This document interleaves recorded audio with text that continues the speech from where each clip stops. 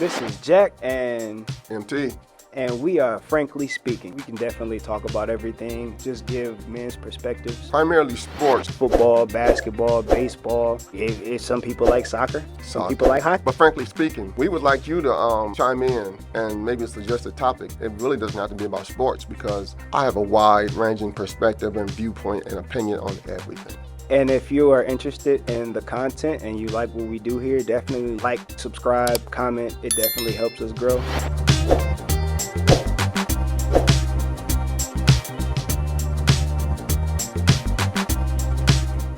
Welcome. We are back at the URC. This is Frankly Speaking. I'm Jack. This is MT. It's been a couple weeks. It's been 5 weeks. Well, I've been counting. several. 3 or more. It's been more. So how you feel, bro? Good. I'm good. Okay. I'm here. I'm blessed. I'm here. I think I told you before, and I'm going to say it on live. I've been kind of missing your conflict. I miss being here. I missed everybody too, man. I'm glad to be back. When I say conflict is like when we butt heads, I learn something. And hopefully you do too. Definitely. So I can't have everybody swimming the same way with me because it doesn't stimulate me to think. It just doesn't. I like to have somebody swimming against the waves. What is he doing? Oh, that's what he's doing. It always makes for better conversation too. Iron sharpens iron. Yeah, for sure. So it's been a lot going on in the weeks we've been away. Football, basketball. It's honestly my favorite time of year. We get all the major sports running simultaneously. All the major sports are simultaneously playing meaningful games. Now, people would say meaningful games in the NBA at the first. It's meaningful because you got to prove yourself already. Yeah, for sure. You have to come out. The Establish. rookies got to establish themselves. Yeah. And we're in the midst of the NFL season where people have to start reestablishing themselves and figuring things out for the second half of the season. Exactly. We're past the trade deadline, so all the pretty football is out the window. Now Done. Everything is cold, and you get snow, you get the weather factor. We're about to start separating the men from the boys. It's real football now. It's real football. We get basketball. We get hockey. I was watching LeBron the other night, and all I was thinking about was LeBron is looking damn good right now, but can he sustain that? It's a long season. It is a long season. And they're asking him in 39, 40 minutes already. I don't think he's going to have to. He better not have to. I think the one thing that the Lakers have this year that they haven't had is serious depth, especially at the forward position. Because the thing that was predominantly the problem for the Lakers for several years is they didn't have anybody LeBron trusted to run the offense. That was the ball problem. handlers. That was the problem. So now you have a couple people LeBron trusts in Austin Reeves and D'Angelo Russell to a certain extent. But Reeves, I feel like that Olympic experience made him mature. And LeBron, even before then, LeBron had a trust in him. You know what I'm saying? So now he's able to play more of his natural position as a small forward, and then you have several other forwards that can kind of take away those minutes. I always see LeBron playing better when he has a trustworthy teammate. For sure. He played better with Kyrie because he knew he could trust him. I think the biggest thing that's the factor for the Lakers this year is the consistency of Anthony Davis. Can he stay healthy again? And can he put back-to-back games where he looks dominant? He doesn't seem to have the will, actually. When I watched him in one game, I was like, what is he out there doing? It's like he doesn't seem to have, I don't know how to dominate a game. It's kind of resembling of what was happening in the playoffs last year, where it was like one game he's there, one game it's just like, oh man, I'd rather be at home playing Call of Duty. I don't really. That's I think the biggest X factor, because if you're depending on a 38, 39, 40-year-old LeBron James to be your best player, you're gonna have a problem at some point, with the longevity of the season and going into the playoffs. And, we're not looking at like 25, 26, even 30, 31-year-old LeBron anymore. Like, he's actually getting up there in age, So someone else is going to have to be that person that takes over. I spoke with my producer yesterday, and I told him, and he kind of laughed at me, but Father Time is undefeated. People, you get on a rope-a-dope, you can, mess around with the rope-a-dope with him. You can, take a knee. You can call a timeout. You can retire, unretire. Father Time is undefeated, and he is relentless. Ali found out. Mike Tyson found out. Jordan found out. Everybody finds out that there comes a point in time when Father Time has said enough. I'm actually glad you brought up boxing. Segue a little bit. Because if you want to call it that, Francis Ngannou and Tyson Fury robbery. Let's dissect this a little bit, because I have a little bit of a theory. I really feel like boxing favors Tyson Fury. He's been favored in the last few of his fights, and when I say favored, I don't mean like for sports betting, purposes. I mean like literally, if it goes to a decision, they're going to give it to Tyson Fury. His last few fights have kind of been like that. Questionable. This is how I look at it. I think you said this way back in the our first podcast. You said this. It's a business. We're talking about the NFL and the NBA, about preserving people because these people are making money. So rules are reflecting that, and I understand that. But at some point, when you make a business decision that's so, I don't know, how would I say, convoluted, you start to and kind of infect the integrity of the sport. Definitely. And when you do that, the purists are coming at you. It's blatant right now. It's blatant. It's so blatant right now, because it's not even the point that Ngannou knocked him down. It was the fact that he outboxed him. When I watched them announcing that decision, did you watch Fury's face? I'm one of those people watchers, and I watch silly things like this. He was as surprised as you were. He didn't expect it. And even in the post-game, well, not post-game, but the post-fight presser, even Ngannou said that, Tyson would thank the guy because he's like, I didn't win that fight. And then the third judge who scored the fight, because you had one that scored in favor of Fury, one that scored in favor, slightly in favor of Ngannou, and then the third guy heavily favored. And it's kind of like, well, what did you see? Who put some money? Who put some money in your pocket before this fight started? You know what I'm that saying? reminded me of? That reminded me of when they robbed my man at the Olympics after he beat that Korean like he stole something, and then he lost and took the silver medal. That was who was that? Are you talking about what? It was kind of old school. Okay, because I saw something that was quite similar to that. I'm looking at this dude like. But it was like they were doing some form of martial arts, and dude came out and kicked him, and they like knocked him out completely. Like, I mean, in a matter of seconds. And they disqualified him because they said it was too aggressive. And it's like, what? And it was a black guy. You know what I'm saying? And I hate to bring the race factor in with everything, but it at certain points it's like so blatant you just can't ignore it. Well, you know what I'm saying? Imagine, if you can, if Wemby were white, doing what he's doing. He'd be the greatest player ever. He'd be they'd already crowned him with the GOAT. Even though they're looking for the great white hope. They're kind of projecting him to.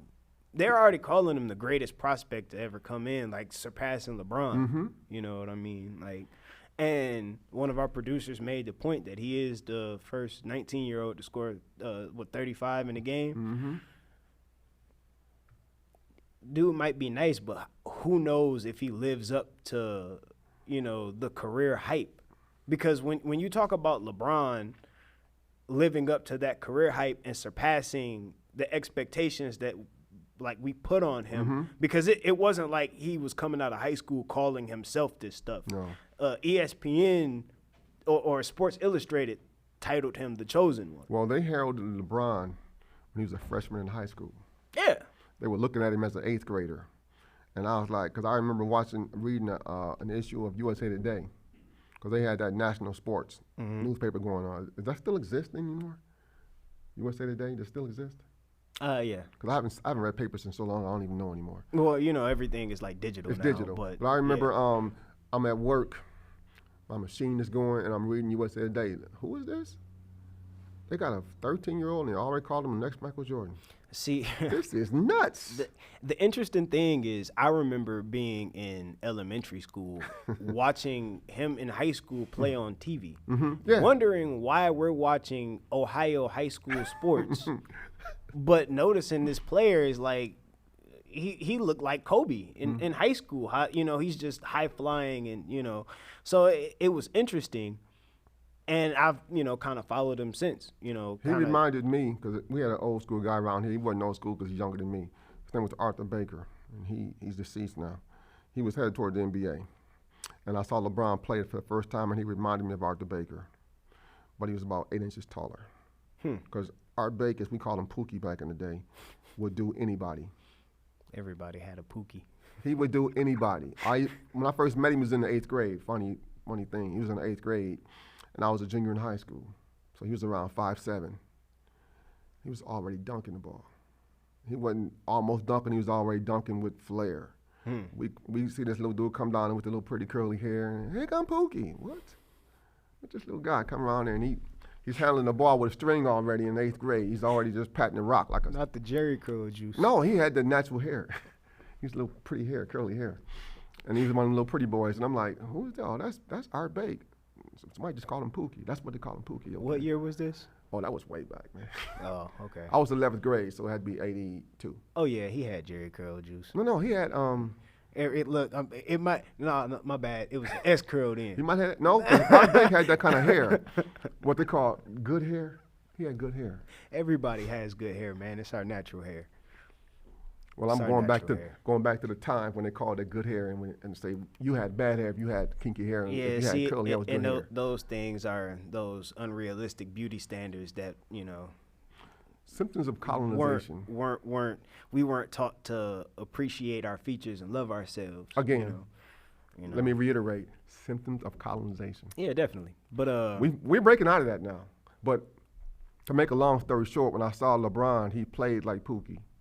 And I'm like, he's 6'8". Good Lord. He's 6'8"? Now, the one thing he didn't have that Pookie had that was supreme was he didn't have the handles that Pookie had.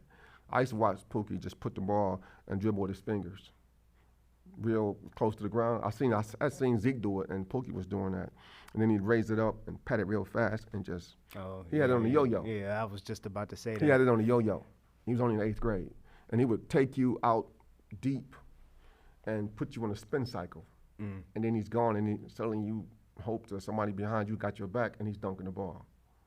So that's what I saw LeBron doing. I'm like, holy crap, because he was agile and he had the speed. Because Pookie had the kind of speed that was, he didn't run a 4.1, was probably a 4.2 if he'd been measured in the 40. Because I used to watch him move on the court. Man, was he a creative player? What is He was one of those physical specimens. He had these like cantaloupe-looking calf muscles, and he had quads to match. He was a freakish physical specimen, and he said he was built like a Greek god. He didn't go anywhere near a weight room. He was just naturally gifted like that. And when you saw him play, how he would just toy with us, and we were older than he were. We were in our prime, or in our minds, we were in our primes, and he was toying with us. And so the next 2 years, when he came up to 10th grade, we knew who he was. And I watched him playing in a game, and the coach was trying to get him to buy into a system. He would see an opening and just take it. Art, that's not the play, but I scored. Run the play, Art. And he did it like 3 or 4 times, and the coach benched him. And it wasn't that he was forcing the issue, because you could see he was clearly overmatched, or these people were overmatched with him, and he recognized that. So he would just do a little move during the course of the play. He'd be running the play for a minute, and he'd see a breakdown. He'd see, and he'd just take it. I'm like, if he was jacking up long jump shots, I can see the coach getting mad at him. Yeah. He's going to the rack, easy layup. Because from what it seems like is he's just good at reading the floor. He would see an opening and take it and go to the hole and a layup. Nah, I would be more upset as a coach if you're one of those people that want to dribble a million times before you do anything. Yeah, take a contested shot. That wasn't him. I used to watch him, and I said to myself, this coach has never been around this kind of raw talent before and doesn't know what to do with it. So you trying to structure him into your system instead of taking him and unleashing him. Right. And letting him do what the system letting around him. letting him do what he does. Yeah. But they were so pass the ball 8 times, cut, So pick, pass the ball, set a pick, cut. They were so it was like the scheme. the scheme was so Yeah. deeply embedded in them. This is what basketball is to us. And I'm like, dude, if you can get an easy shot, take the easy shot. Right, Because of your course. object of the whole game is to Is break the score defense points. down and get an easy shot. Well, he was doing that on his own. Mm-hmm. And I saw LeBron in that same vein. I was like, holy. Well, so perspective. What if the coach just didn't want him to ball hog? You know, what if the coach just didn't want all the other players to be like, man, I don't never get the ball. Well, basketball is a team sport. I get that. But that was the thing I was going to bring up about Art also. When you play with Art, you had to keep your head on the swivel. Okay. Because if you were open, you were getting the ball. Mm-hmm. If you didn't know you were open, you ate the ball. He did it to me a couple times, and I was like, didn't think you saw me. I saw you. Okay, so now I know that when you playing the ball, you seem to be dominating the ball. You're making the defense relax. Mm-hmm. And if the person who's playing with you, if they just cut, he's throwing the ball to you. Right. And I used to like this guy. High IQ. He understands Especially basketball for at his eighth young grade. age. And I saw LeBron doing the same thing, making them look away passes and everything. I was like, okay, he didn't have to look away because it was an obvious pass, but okay, I'll give you that. So while we're on basketball, way too early picks. Who you got winning the championship? Jeez. Who do you have in the championship, and then who do you think is going to win it? I got Milwaukee in the East, and it's looking like Milwaukee and San Antonio right now. San Antonio? You think? This is why I'm saying San Antonio, because Greg Popovich is a manager of talent, and he's going to get those guys around him to buy into his system. Mm-hmm. Because when I look at Clippers acquiring James Harden, I say y'all gonna have some chemistry issues here. I don't care what you say. Not only that, we've seen several times that just trading for a superstar right before the season starts doesn't equate to a championship. We keep now the one time we might see something different is with Milwaukee, because I don't know, Giannis and Dame kind of look like a dangerous duo right now. Pick your poison. Yeah, it's bad. It's rough. And they got enough supporting cast that you can't just let's just lock these two down. I think the one element that Giannis was missing playing with, as far as like counterpart wise, was that someone when the defense put that wall up and you just can't drive in, we need somebody to get a shot. He can do that. And you got one of the best. So He can get his own shot. He can help you get your shot. Because Dame ain't selfish. That's why I've always liked this game. Mm-hmm. Everybody, he's too, no, he's with some scrubs. He has to do this. right. I've seen him playing in some teams games where he is really distributing the ball. So I look at the Milwaukee Bucks coming out of the East. The reason I say the Spurs coming out of the West, because I see Golden State as old as I am. That's how they seem to be. They're dated. They're dated. Yeah. I see Phoenix, both their superstars are injury prone. Booker and Durant, they're just injury prone. That's telling me they got some sucky trainers who aren't keeping them properly nutritioned and stretched out. See, I can't necessarily blame that all on the trainers, because Kevin Durant has had issues dating back to. He's fragile. Yeah, he's had issues that has traveled with him, throughout the course of his career. So, Booker also has too. Now I look Even though he's at been with the I look same at Denver, team. right? And I want to see Denver. I want to see how Wemby matches up with Jokic. Because if he can pull Jokic from that basket, they got some problems on their hands now. Because he just go around them. Yeah. See, the interesting thing is Jokic's game style, I think, doesn't really match up well with Wemby's. And like this year is going to be kind of difficult. And personally, I think that Wemby can bother his shot.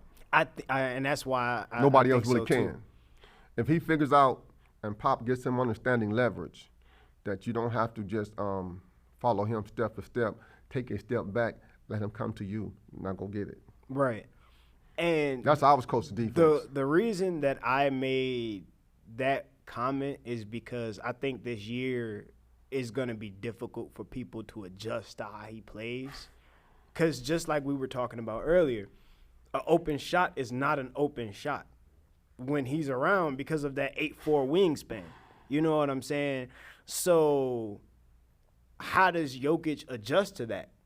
Whereas Wemby grew up playing against guys that play like Jokic because he's from overseas. He's played in that Euro-style basketball his entire career. That's kind of what Jokic has integrated into the Denver Nuggets, is like he kind of brings that Eurocentric game style to the team, which is kind of like it's a different flow than what they're accustomed to. Now, I will say this, though. Jokic does have a much, much better supporting cast. I agree. I will say that. Which is why I don't think the Spurs are going to make it out of the West. But I'm looking at Wemby commanding so much attention that guys around him are going to get so much better because they are going to have easy shots. Either that or they're just going to prove to be the scrubs that they were before he got there. Because, I mean, outside of him, you have, Vassell. Personally, and I may get sued for this, I don't care. Uh-oh. Personally, I think – Don't get us canceled, please. I think Greg Popovich pulled those guys back last year because he wanted the #1 pick. See, but the whole thing is you don't know. There's no guarantee that you'll get the #1 pick. It's not like the NFL where, everybody is tanking. You know, like, hey, we know if we have the worst record in the NFL, we're going to get the #1 pick. There's no guarantee. There is no guarantee per se, but I just think lightning don't strike in the same place twice for no reason. And I always thought that the Spurs are in the running, they're getting the #1 pick. And when they got it, I was like, well, I'm not surprised because I still think the NBA, boy, I wish we could have got him. The most, the most prominent aspect of the NBA is the A, the association, which is the business. Right. And you cannot assail that enough. I cannot, because it's because of the business that the game has changed around so much. They made it more friendly, more family friendly, more fan friendly. Yeah, of course. That's why it's not as physical. The NBA used to be. That's why you can't just uppercut somebody. That's what I'm saying. But the NBA used to be a step down from the hockey league. You go to a fight and the game break out, stuff like that. But I'm saying back in the day, only basketball purists like the NBA. The fans were like, he's a bunch of thugs and whatever. Fighting on the court is not pure basketball. No, it's not. I don't know. No, it's not. I don't but what know I'm saying why is you say that. The physical aspect of basketball, it made the game grind. See, here's a different perspective for you, right?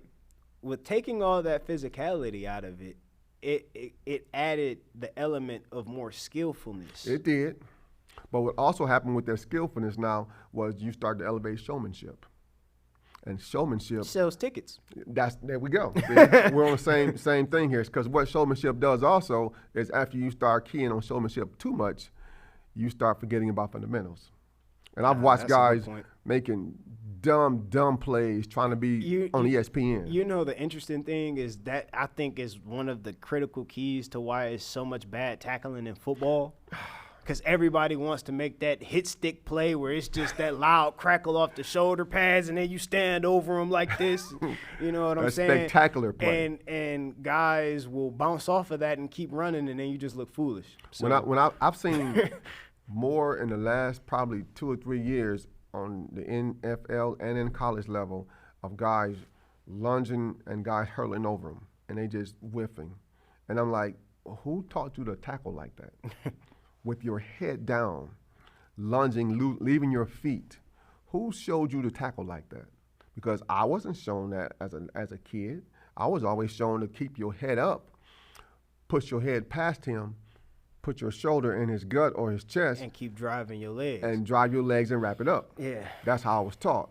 Now, hit and wrap up. Hit and wrap up. And I see so many guys just coming and just hitting, and I'm like, dude, he's almost as strong as you are if he's not stronger than you are. Right. And you're hitting him and he's bouncing off you and you just cost your team a first down now, trying to get that ESPN highlight hit. Right. Yeah. No, you're 100% right. Before we get too deep into football, though, I am going to make my basketball pick. I have Milwaukee coming out of the East. I think they're going to be difficult to stop. I don't think the chemistry, I don't think the chemistry is going to be a big issue, because I don't think Dame is one of those me, I got to have the ball. He's not like a James Harden. No disrespect to James Harden, but you're a little bit of a cancer in the locker room. Please do. Out of the West, I'm going to be a little bit of a homer and be a LeBron fan here and take my Lakers. I think the Lakers have made some, key additions and kept the core of the team together. I think they're going to find a groove somewhere in there, and barring everybody. I'm going to take a page out of Luther Vandross here when he said, "Make me a believer." I got to watch them because there are too many movable parts with the Lakers that can, if one thing goes wrong, you derail the whole freight train. And I'm looking at the inconsistency of Anthony Davis and the possible fragility of LeBron because of his age. Because it's like the injury I got back in April, I still got it. Yesterday I ran 1/3 of the way to work, and that little injury was like, "Hey, we're still here." I'm like, "Yeah, I feel you." So as you get, not that LeBron is like me, 59 years old, but I'm saying after you get to a certain age and playing on that level, you get an injury, it's just gonna linger, and you got to stop and let it heal. You can't just skip 2 weeks. "Oh, it feels better. Get me back out there, coach." And then you go out there and you re-aggravate it again, and now something else is wrong. See, now here we have, again, the reason why I'm picking the Lakers is because how the roster is constructed. He can take a step back and let the team kind of play like he did last year when he had toe injury and, the emotional game when he broke the record. But they didn't win last year. They didn't, but they got to the conference championship. Uh-huh. They did have success, and they kept the core of that team together. See, I don't trust D'Angelo Russell. I don't either, but I don't trust Anthony Davis. They also went out and got them counterparts that can. Am I going to trust Christian Wood? Christian Wood is a nice player. He's a 3-and-D guy. He is a nice player. He's a big. He's somebody that you could put on the floor and not make Anthony Davis the traditional 5 all the time, even though he's going to have to play it because he's dominant when he wants to be. I look at Christian Wood in a playoff series and say he's like a $105 dude down there. He's so thin. You also brought in the guard from Miami in free agency. So not everything. What was his name? Gabe Vincent. We also have other pieces and additions to where everybody can contribute if everybody contributes. And LeBron being off the floor last year gave a chance for the young guys to kind of expand their roles a little bit. So if that in the event happens again, hopefully it's not at a critical time. I don't see the Lakers beating the Nuggets. I really don't. If Wemby killing me with this name. If Wemby doesn't, the team doesn't coalesce around him, then I got to pick Denver because I just don't trust the Lakers. And the Denver is kind of like my consolation team because they got a lot of nice movable parts. Yeah, they're a solid team. They play solid basketball. And what I like about them, it's a lot of homegrown talent and it's a lot of selflessness. Well, I look at the people like KCP, who was a Laker. I wish we didn't let him go. Gritty player. And he's great on defense. Gritty player. Great shooter. I look at Michael Porter Jr. If his health holds up. He can be streaky, but he seems to be able to rise to the moment. Man, you know who actually I feel like had played a bigger role than Michael Porter Jr. just because, health-wise, he's kind of limited, even though skill set-wise he's good. Aaron Gordon, man. Dark horse. Aaron Gordon, man. A beast. I had no clue the guy would come out. And, I mean, because before he came to Denver, his career had kind of like fizzled out. You know what I'm saying? After the dunk contest, it was like, everybody kind of forgot about him. Like, some injuries kind of came into place and stuff like that. But he was kind of like a forgotten afterthought. Well, I think with him, he was just always in the wrong situations. And when he got to the right situation where, if you want to shine, you can shine, but you ain't got to shine. Right. That allowed him to perform without the pressure of having to shine all the time. And a lot of times, you can't underscore this enough. Everybody is not meant to shine. Just because you can don't mean you have to. Right. Sometimes you shine so much you get burned. And I think that was his case. But I look at him and then Murray. Jamal Murray. Buckets. Yeah. He dude is cold. Buckets. Dude is cold. When I see him and KCP, as a tandem. He been cold since college. Buckets.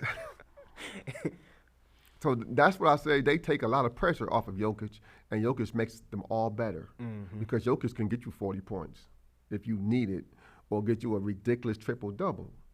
And I'm like, I want to see the Spurs and the Nuggets go head-to-head a couple of times. Oh, yeah, I'm interested. I want to see in that them, too. like what happened with the Suns, how they eke the big three out one day and come back 3 or 4 days later and then break their backs. It's like they adjusted to that. Mm-hmm. Okay, we saw what you can do. Like my man said, I understand your game now. Okay, I can deal with that. I want to see that happening. If that happens with the Spurs and Denver, then Denver is my odds-on favorite. To me, the Lakers just do not pass the smell test. Like I said, I'm gonna be a Bron fan here, and I'm gonna ride with my guy, man. I got to do it. I understand until I see that father time, because his father time is not traditionally like everybody else's father time, where he just like falls off the cliff skill-wise. It'll be a gradual descent.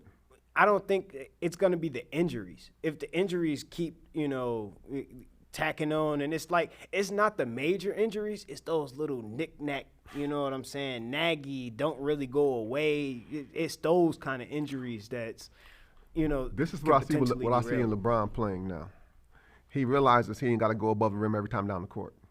Mm-hmm. He can still do it. But boy, you like to see him. But he don't. It's one of those things I love to see, man. When I saw him kick that AO, I was like, what the? It's one of those things I love to see. He's still going above the square? And look. Are you serious? Dude is a freak. He's one of those freaks of nature. Now I'm going to tell you something about that I always keep in mind, though. Because when I was a high flyer, it was never getting up. That was my issue, was coming down. Coming down. You land the wrong way, it's a wrap. Man. Them ankles and them knees. I know they got they stuff all taped up and they got nice shoes and the court is rubberized and everything. But you keep high flying like that. See, ask Dwayne Wade. I'm vertically challenged. That's something I've never worried about. Even though my knees kind of are bad because I was a catcher. Well, I'm not going to brag, but at my peak, my vert measure 41. No. When I say vertically inclined, I mean I'm short. Well, I'm only 6 feet, so I'm not like I'm some 8-footer or nothing like that. But I'm saying, yeah, I would love to be 6 feet.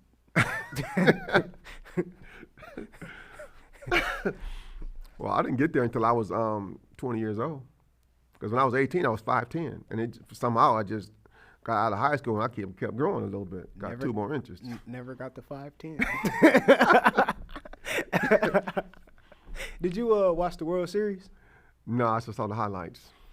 Man, so this could be a brief point because contrary to popular belief, I'm actually a Detroit fan of every sport except the Lions. Football, it's kind of hard to enter dimension. But anyway, or division. What is interesting to me about the World Series is both of those teams just 2 years ago lost 100 games. Mm-hmm. Like each team.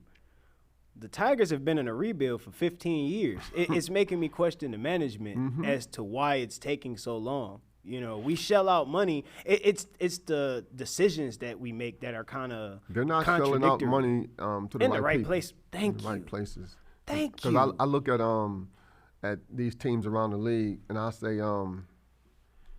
you can do more than just pitch with all your money. And they put to me, I've always said that the Tigers are afraid to go out and get a bona fide superstar. We tried. It's just always the wrong one. We just went and paid Javier Baez, and as soon as he got here, he forgot how to hit. Like, what? I mean, is it the atmosphere?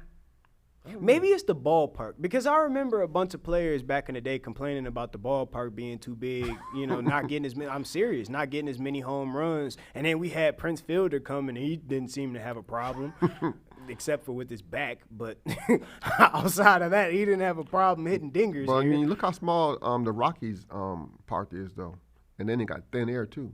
Right. Yeah, the balls definitely carry out there. So maybe it is the ballpark. Not enough for them to win the championship, but hey, they got a team good enough to make it there. Mm-hmm. You know what I'm saying? And they got past some pretty good competition to get there. It's not like they had a cakewalk. I will be honest, I haven't followed the Tigers at length since Juan Encarnacion days, I guess you want to call it. It's been a while.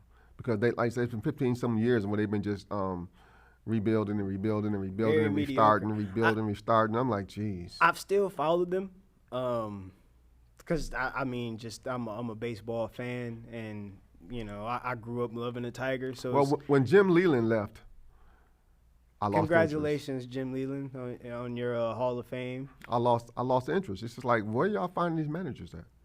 These nuts.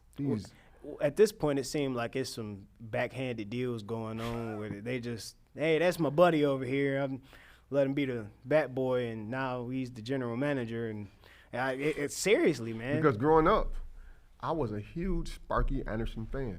Because even when the Tigers weren't winning, they were exciting, and they were always on the cusp of winning. Al Avila sucks. I just want to point that out. I'm just saying that. I didn't like his son when he was the catcher. So, do I smell a hint of nepotism here? Is that what you're saying? He's one of those guys that you come in and it's like Doc Rivers. When he had Austin Rivers on the team, if he had instantly just started him, and we knew we had a Chris Paul on the bench. I don't even remember who the actual point guard was, but like you're just gonna start your son because he's your son, not because he's the best player. Like, we had better catchers on the roster, in my opinion, both defensively and with the bat in their hand. And we had a Victor Martinez who had catcher experience that we had DHing. And it's like, come on, man. You doing this so you could play your son, and then his batting average was horrible. He did nothing. But, all right, my Tigers run is over. I had a really difficult time, and I still have a difficult time because that's why I've been struggling with the Lions so long. I have a difficult time supporting mediocrity. Ooh, I'm glad you got to the Lions. I was waiting on this. I have a difficult time supporting mediocrity. Personally, I think the Lions are in the upper third tier of the league right now. Did you notice the change in inflection in my voice? Yeah, no. I've been watching over the last couple weeks. You got a playoff team, but do you have an elite team? Do you have a team that is built to win the big game? I see a 12-13 win season easily. I see a 12 win because unlike the Bears, the rest, yeah, we what I see here right though, if David Montgomery gets his expletive together, and you got the rookie running back beside him. Mm-hmm. The rest of the league is going to be put on notice. That it's so interesting because a couple weeks ago, people were thanking us for him. And it's like, literally, we were having like a football watch party, I think, when he got hurt. And I was sitting here with old Double R. And we were watching the game together. And he was thanking me for getting David Montgomery. And I made a comment. I'm like, well, you're welcome because you kind of took a problem off our hands. He's injury prone. And no less than the next play, dude was gone for the rest of the game, and then he's just sitting there looking at me. And I'm like, I told you so, but hey, it's one of those moments. But anyway, so I have two questions when it comes to the Lions. A, did you peak too early? That we can only see with, how the rest of the season plays out. Mm-hmm. And luckily, you have a very favorable schedule. Like the rest of your games are, very winnable games, for the exception of maybe two. Maybe. The Chargers are going to be a challenge. They have a solid defensive line, and when old Joe Biden, Jared Goff, is under pressure, he doesn't play well, and you got to play the Cowboys.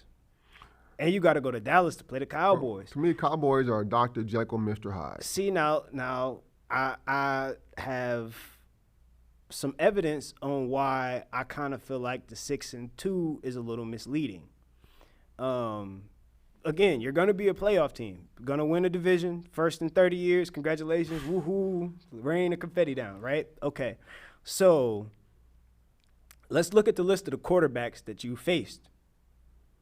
You beat up actually in order, you had Patrick Mahomes, which I called that game a fluke, but to be 100% honest, that offense does not look the same without Eric Bieniemy. Totally different. The offense does not look the same. I mean, they just lost to the Broncos. Discombobulated. That offense in Washington has Sam Howell looking like a young Brett Favre. So it's kind of like he was one of those elements where everybody was like, oh, it's Andy Reid, it's Andy Reid, it's Andy Reid. And he just proved to you like, it's kind of me too. You played Geno Smith. You played Desmond Ridder. You played Baker Mayfield. You played Lamar Jackson. You played Jimmy G. Out of that list, you have two elite quarterbacks and one good quarterback. The rest of them are, Yeah, but look at our upcoming schedule. Who are we playing? You have bad quarterbacks. But so that's my whole point. Mm-hmm. The times that you play good quarterbacks, you struggle. You lose. I'm going to say this right here. I'm not convinced that Dak Prescott is that good a quarterback. Yeah, but that defense is good enough to throw your offensive game plan off. If we get Montgomery back and he's healthy, no, it isn't. You can run on the Cowboys. The Niners proved that. You can run on the Cowboys right up the middle on the Cowboys. You get those two ends. That one game. I'm just saying. But that you don't have a Christian McCaffrey either. Well, if we get Dave Montgomery and Amir, if they're doing that thing. Don't butcher his name. Whatever his name. How you going to, he's your player. How you going to butcher his name? What's his name? Mr. Jai. Jahir, whatever. Oh, Jameer. Jesus. Jameer, I was close. Anyway, here we go. What I'm saying is this. If we have we got a decent running game, I'm saying. If it comes into shape, we can run on the Cowboys. That's a big if. I mean. And see, so the only thing about that, because Jahmyr Gibbs is not a good blocking running back. No, he's not. David Montgomery is better as a blocking running back. But is he going to stay on the field? He's been hurt. We're only halfway through the season, and he's only played, 3 games? Yeah. So. Well, once again, I'm just not that impressed with the Cowboys' offense. It's going to be, we just saw how Dak came out and threw 4 touchdowns, no interceptions.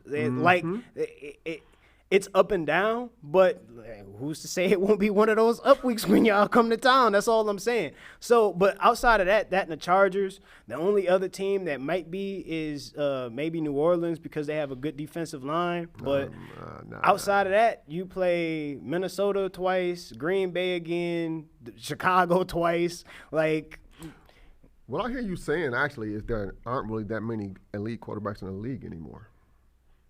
There really aren't. There are people who have been hyped by a system.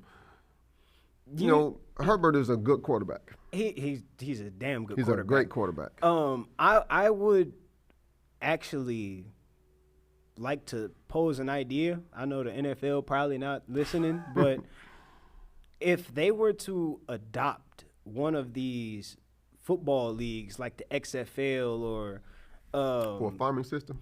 It kind of like a farm system. So those guys who aren't quite ready coming out of college, obviously the contracts aren't going to be what the NFL contracts are, but like the NBA has the G League or how it used to be the D League and stuff like that, where you could kind of develop and get ready for that NFL step instead of you come out a couple years, the guy can't play. Like, the guys can play because if they couldn't play, they wouldn't have been drafted. They wouldn't have been playing at a high level in college to be recruited and scouted the way that they did. However, not everybody is going to come into – because in the NFL, what you see a lot, kind of in all sports, is where you go. It's the system that you land in. You know what I'm saying? We made the point the other week when we were on the podcast the last time, if Patrick Mahomes had got drafted by Chicago, he'd be Mitchell Trubisky. So where you land is important. That is true. And if you go get these guys some more developmental help before you just throw them out to the wolves, you know, and then the same thing for coaches. These coaches that don't get these opportunities to call plays or be head coaches, let them see what they can do. You know what I'm saying? Let's see if we can develop players and let's see if we can develop coaches. I think everyone benefits from that. I think the NFL coaching is about the most nonsensical system I've ever seen. When I've seen guys who are just mediocre for their entire careers, no matter where they go, and they keep getting second and third and fourth opportunities, and they go this place and they just mediocre. They inherit good teams and get hyped up. But when you make them start from scratch, and one I would mention is John Gruden. Bill Belichick. Sorry. Belichick is past his prime, and the game has outlived him, basically. Man, Bill Belichick would have been washed 20 years ago if it wasn't for Tom Brady falling into his lap. He is he's a relic. And for everyone who doubted Tom's success and credited to Bill Belichick's system, told you so. That's all I'm saying. They kind of went hand in hand. You look at what he did before when he was in Cleveland. Mm-hmm. He was a bum. He was a scrub. He was about to get fired in New England because they went 5-4-12, 5-12 the year before, and before the who was it? Drew Stanton. Who was it that got hurt? My bad. I knew it was Drew something. Drew Stanton, wasn't he a Lion or something? No, I was a Michigan State alum. Okay. Yeah, yeah, you sure right. Anyway, before Drew Bledsoe got hurt, they were losing. They had only won like 2 games that season. They were like 2-5. So the Tom Brady effect is what saved his career, essentially. And what Tom was able to do was he was able to have this success and sustain it by getting the team to buy in, because it's like, well, if Tom will buy in, who am I? You know what I'm saying? But once Tom started to show friction and it started to have dissent, it started to fall apart. And once Tom said, all right, I'm done, he went and won another championship. What has Bill Belichick won before or after? He hasn't been 500 since he left. I agree. Personally, I think most of the good coaches in the NFL never get the opportunity to shine because they go to just sucky teams. I remember watching when those idiots fired Tony Dungy and then brought John Gruden in. And I'm like, down in Tampa? Yeah. And I remember when we fired Jim Caldwell at the Lions. Yep, for mediocrity. And this is the whole thing. I think the league has their little pickers and choices, or whatever you want to call it. And if you don't, there's something that's going on behind the scenes that if you're not kowtowing to them, you're not getting an opportunity. That's just how I think. It's political. Mm-hmm. And so, like I see the coaches whose dads coached, or GMs were like this part, and now he's in there. He was the offensive coordinator all these years, and he just got thrust into position of coaching, and he fell on his face. I ain't mentioning no names, Shanahan, anyway. Whoa. Wait. Kyle is great. Now. I was thinking you were referring to like McDaniels. Him too, but Kyle Shanahan. He's literally fallen on his face twice. Got put into a pretty good situation.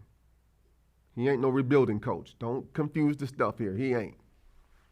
He ain't no good rebuilding coach. He ain't going to build your team from scratch. Well, so I'm not even going to go off of what they have in San Francisco. When you look at when he was in Cleveland, the only reason that didn't work out was because they had a quarterback that didn't watch game film. You had Johnny Manziel. He was a moron. But he was a great – like, what can I do as a coach if I put a game plan together and you don't read the book? His film watching time on the iPad was 0.000. That means he didn't even turn it on. Oh, he believed his college credentials were enough to get him by. And I But- told everybody when he came to the league he was going to be dirt because this ain't college. But that's my whole point. Like, you can't really blame that on coaching, and you can't be mad at me for inheriting a great team. Personally, if I was Shanahan, I wouldn't play him in the first place. I'd have said, this guy's a bum. Give me somebody else or fire me. Man, you can't. Yeah, you would have been fired expeditiously because you can't not play the first number 1 overall pick. The reason you're the number 1 overall pick is because you're supposed to have an expectation to make an impact immediately. You know what I'm saying? Not like you're not supposed, as the number 1 pick, you're not supposed to be like one of those developmental players that 3-4 years down the line, you're supposed to, kind of come into that groove where. No, but Johnny Manziel showed us what he was in the preseason. And he looked like garbage in the preseason, and he came into the regular season and looked the same. And I told everybody he's overwhelmed because he was used to outrunning college linebackers and college defensive ends, and you're not going to do that in the NFL. The funny thing is when he faced good defenses in college, he didn't have that. See, what they don't talk about in that Netflix documentary is that game they went up against LSU and they picked them off. They went and had a field day. Exactly. They went and had a field day. LSU did. And it's like, LSU had one of the top-ranked defenses in the country that year. So it's like, I don't know. The scouting kind of dropped the ball a little bit. I mean, but it when happens. I saw him playing in college, I was like, I'm not convinced. But it happens because you have like the Sam Darnolds. Yeah. But then again, so like the point that I made earlier with having like a farm system, if they were to pick up like an XFL, look at the Geno Smith story. Yeah, he surfaced and Like we we thought Geno Smith was like a bust and was just horrible, and then he comes back and now he's like, I'm not gonna say he's an elite quarterback, but he's damn serviceable. He's serviceable. You know what I mean? Like, he's not gonna put the ball in harm's way. He's not gonna jeopardize He's a drives. good game manager. Sometimes that's what you need. Sometimes that's what you need. Just to actually get. Okay. Yeah, I know you picked wrong last night. Because I may change. I may have changed Because I had Pittsburgh last night. I didn't. Dolphins, Chiefs. I'm going with the Dolphins. Ooh, who's playing at home? They in Germany. All right. Both gonna have jet lag, tired. It's 9. It's gonna be at like 9:20 in the morning. You It know, is. I saw that Tyreek Hill interview. He is chomping at the bit. He is ready to go. Yeah, he said he don't care where they play. He's ready. I'm gonna go Kansas City, man. I think they have a bounce back game after that embarrassing loss. Hey, Kansas City, Travis, make sure you take Taylor Swift with you. make sure you take Taylor Swift with you. We need you, baby. Vikings, Falcons. I'm going Falcons, but I'm the a- Vikings don't have a quarterback anymore. Yeah, I'm gonna have to go Falcons too. Saints, Bears. I'm going Saints because the Bears don't have a quarterback anymore. We got a backup quarterback, What's his name? Tyson. Exactly. Hey, he was good enough to beat thank you. I'm also gonna take the Saints because I want to tank for that number 1 pick. we tried all we could to tank the game against the Raiders, and they still gave us the game. We didn't play that well against the Raiders. Again, that was another bad team, another bad quarterback. Like, it is what it is. Next pick. Rams, Packers. Rams. Me, I'm gonna go Rams. Commanders, Pats. I'm going Pats because the Commanders already had the fire sale already. They already tanked the season. Yeah, I'm gonna have to go to Patriots too because they didn't sold their defensive line. I like what Sam Howell is able to do, but that defense is what was keeping them in those games that they won. So They had the fire sale. They ready for the draft next year yeah, already. pretty much. Ravens, Seahawks. I'm Ravens. gonna go Ravens. Doggone it. You gotta pick somebody else. I see you trying to catch up. I see. Bucks, Texans. I'm gonna go Texans.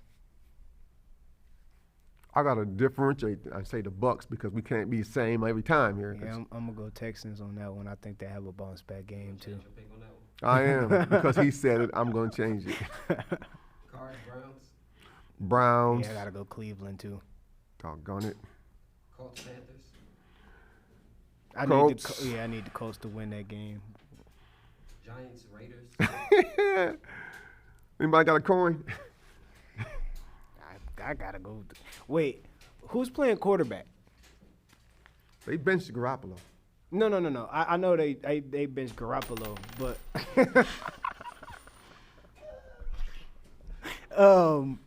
I got Giants according to my coin. is No, I don't think Tyrod Taylor playing. He ain't playing. I don't see him. I don't see him playing after. He's not that's playing. one of those ugly games. I don't. My quarter said Giants, so I'm just. I'm gonna go Raiders just for sake of argument, or not really sake of. Yeah, he's going Giants just to create some contrast here. Eagles, Cowboys, the game of the week. Whew, I'm that is going- a good game. I'm going Eagles. Because once again, you can run on the Cowboys. And you got a mobile quarterback and Jalen Hurts. That will be another test. Mm-hmm. But outside, I do not see DeAndre Swift busting up like he did against Minnesota for a $175 and 2 touchdowns. Neither do I. But Um, if he runs enough, he's going to keep those two outside ends Who's at honest. home? Where they playing? Ooh, I think they might be Philly. the Cowboys, if I'm not. If they playing in Philly, I'm gonna have to lean Philly. But I something in my heart of hearts is telling me to roll with Dallas. That defense, man. That defense that's something that Philly hasn't I'm going seen yet. Philly. Yeah, I'm gonna go Dallas. I'm gonna go Dallas, cause the Eagles they're not the same team from last year. They lost both of their coordinators, and they find ways to win. They're still a solid football team. They're And still that's a why I good said football about team. about the Cowboys is they are one of those teams that they don't convince me that if they don't blow you out, they can find a way to win. They haven't just demonstrated that. They got to blow you out or they look like garbage. Outside of San Francisco, I haven't seen anybody that was able to really score on that defense. The Cardinals. Cardinals, San Francisco, and then we're going to see this week.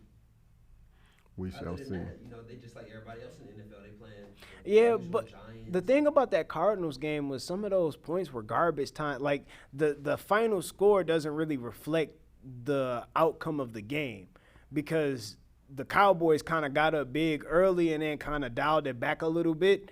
And as crunch time happened, they kind of turned up the pressure being Arizona. And, that's where some of those points were scored. So the final score doesn't really reflect how the game was played. We could say that against the Lions too last week, huh? That final score doesn't reflect how dominant they were against the Raiders last week. Yeah, that was an okay game. Did the Raiders get 200 yards in total offense? They did not. That offense looked bad. I mean, I picked you guys to win just based on what I saw them do against us. Like when you struggle against the Bears, you struggle against anybody. So When I saw my man with that one catch for 11 yards, I was like, and they ain't trading him?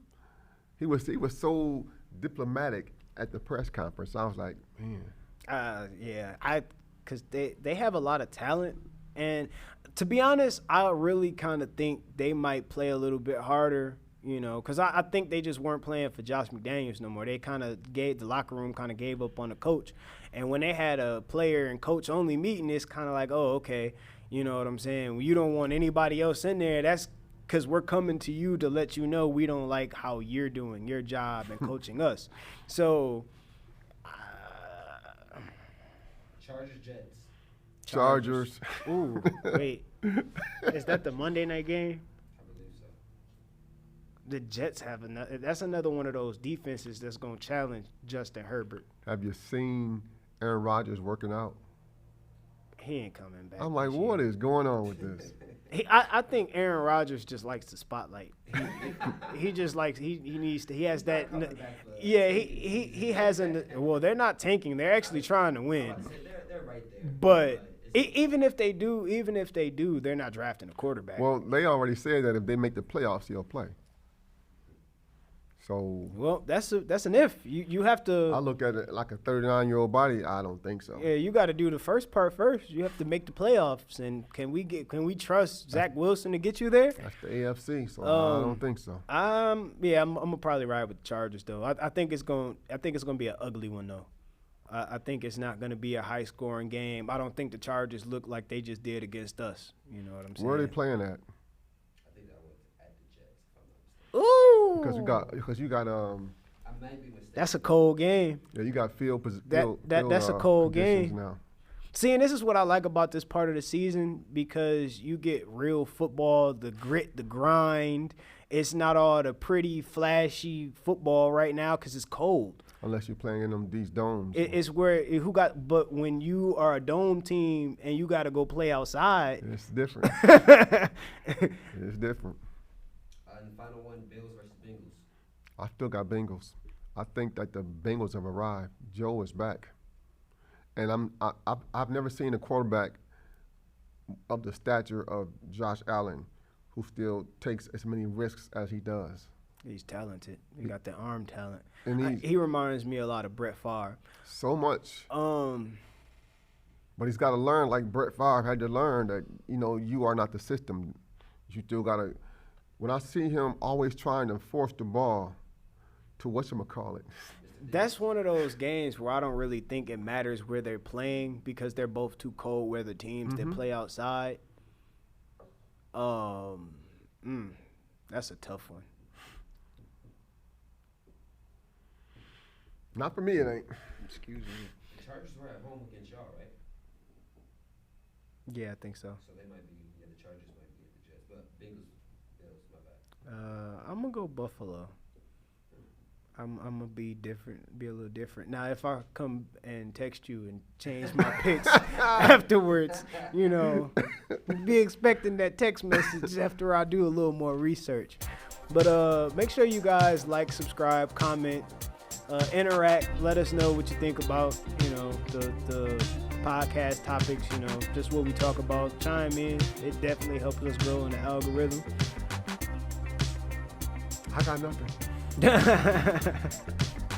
Well, with that being said, this has been a great episode of Frankly Speaking. We're signing out.